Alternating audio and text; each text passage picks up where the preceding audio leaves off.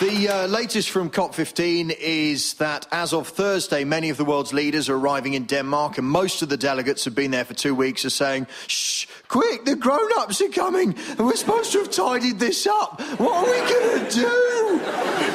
The entire thing has descended downwards into a circular, repetitive spiral of inspired inanity. To be perfectly honest, COP15 seems more and more like it's been written by Dr. Seuss. The delegates came and the delegates sat and they talked till their bums all went flat. Then a delegate said of the country he knew, "We must do something quick, but just what should we do?" So they sat again, thinking, and there they stayed seated, sitting and thinking. The planet's been heated. I think, said a delegate there from Peru, that we all must agree on some things we could do, like reducing emissions, at least CO2. So they nodded and noted, then vetoed and voted, and one of them stood up and suddenly quoted, "It's the science, you see. That's the thing that must guide us. When the leaders all get here, they're certain to chide us." So they sat again, thinking about what to think, then decided to ponder what colour of ink to use on the paper when they'd all agreed to be selfless, not greedy, McGreedy, McGreed. "But how do we choose just what colour to use?" said a delegate there who'd been having a snooze. "We need clear binding targets, definitive action. We must all agree clearly without more distraction." So they sat again, thinking of targets for ink, but the ink in their thinking had started to stink, and they started to think that the ink was a kink in the thinking about real things they should think.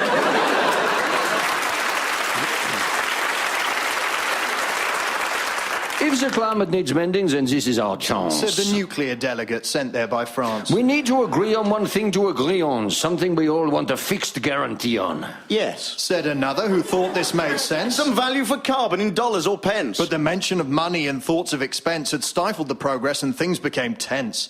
The fellow from China, with a smile on his face, said, "Who put the carbon there in the first place?" "Wasn't us," said the US, then Europe did too. Then a silence descended and no words were spoken till a delegate stood up, voice nervous and broken. "Is there nothing upon which we all can decide? Because on Wednesday my chicken laid eggs that were fried." "We all like a sing-song," said the bloke from down under, but then the great hall was all shouting and thunder. Policemen had entered and were wearing protesters who they'd beaten and flattened like blooded sou'westers. The police had decided to downplay this crime with prevention, detention and beatings in rhyme. The greenies who'd shouted and asked for decision were now being battered with lethal precision, all sick of inaction and fed up of waiting, all tired of the endless debated placating. They'd risen up, grating, berating and hating, so the police had commenced the related debating. Ban Ki-moon put his head in another man's lap and was last heard muttering something like, "crap." But the chap next to him said, "It's more like it's poo." So the Great Hall debated not what they should do, but how to decide between crap, cack and poo. "It is poo." "It is cack." It is crap. We agree. Which was written and labelled as document 3. I think if we all find one thing we agree on, then maybe Brazil might be left with a tree on. So they sat again, thinking of trees in Brazil and of glaciers which had retreated uphill, and they thought of the poor folks whose homes were in flood, but less of the protesters covered in blood. They pondered the species so nearly extinct, it's as if they all thought that these things might be linked. We need a solution. We need action, please, said a lady who'd come from the sinking Maldives.